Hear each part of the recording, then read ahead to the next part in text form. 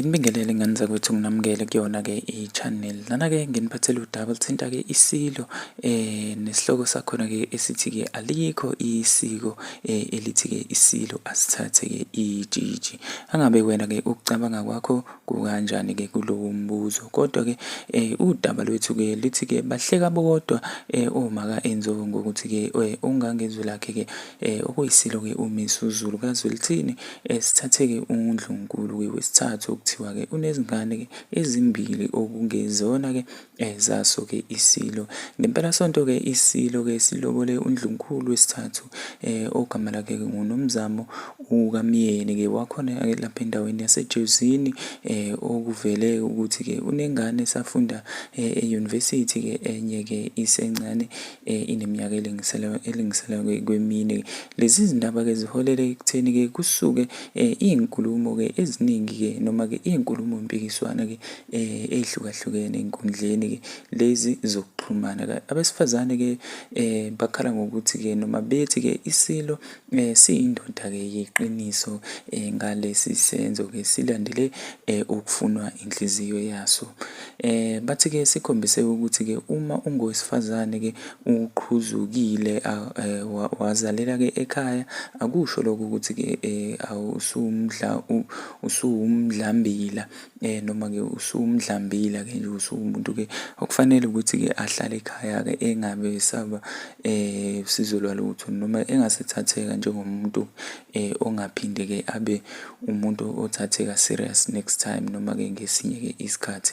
Unkosikazi-ke Zimu owumasotobe-ke uSibiya wenhlangano-ke ikwaMthaniya Women's Activist Movement okuyi-NGO uthe-ke izinkulumo-ke zakamuva-ke nje ezijivaza-ke abantu besifazane-ke abazalelele emakhaya ezenziwe izinkulumo-ke ezitholakala ey'nkundleni zokuxhumana-ke zenze ukuthi-ke abesifazane-ke abazalele emakhaya bathathwe njengabantu-ke asebezahluleki noma-ke abafanele ukuthi-ke behlulelwe ngamanye amazwi-ke ngokuthi-ke batholane-ke noma bathole abantwana-ke emakhaya.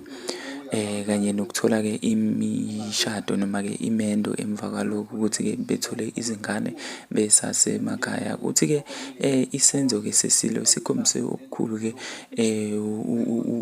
ukwenza kahle noma-ke okukhulu-ke ukungabukeli-ke abanye abantu-ke okungabesifazane phansi-ke. Uthi-ke eNingizimu Afrika-ke bangaphezu kwa-75% abantu besifazane abakuyibona abakhulisa iy'ngane emakhaya ekuyibona ekugcineni futhi-ke abagcine bebambe imizi yobabamkhulu.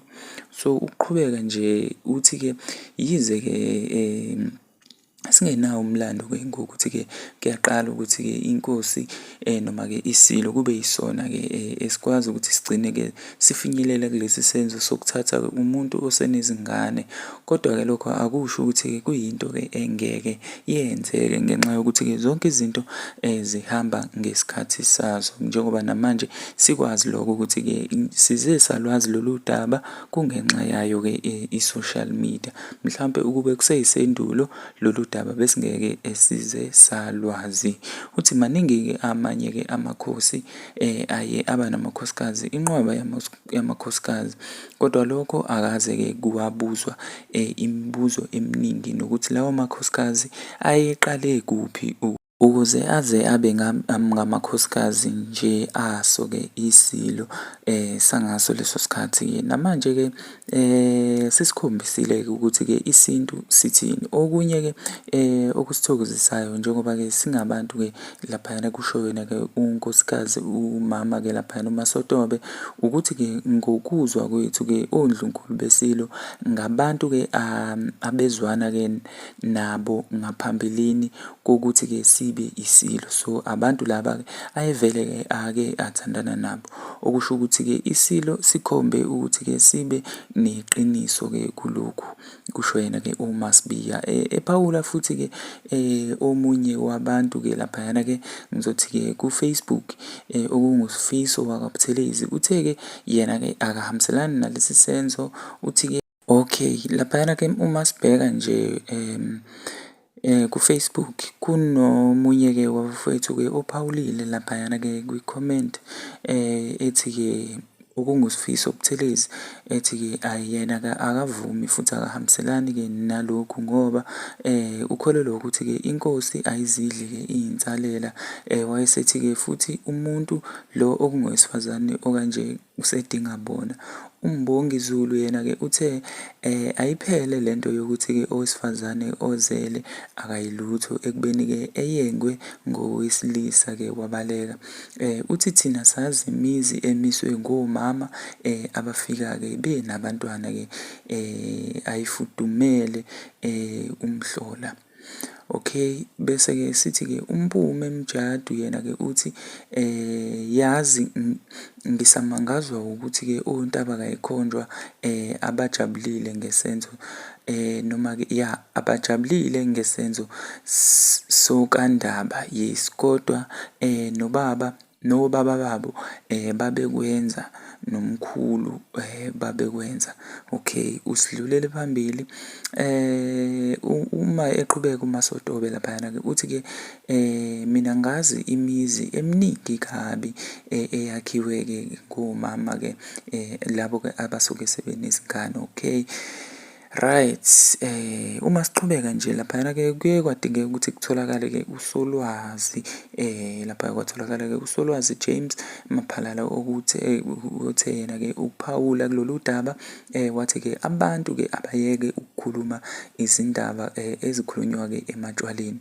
Uthi-ke iSilo uDinuzulu sasinamakhosikazi-ke angabani angu-70-ke. Okay, iSilo-ke uSolomon Nosona sasinamakhosikazi angu-50.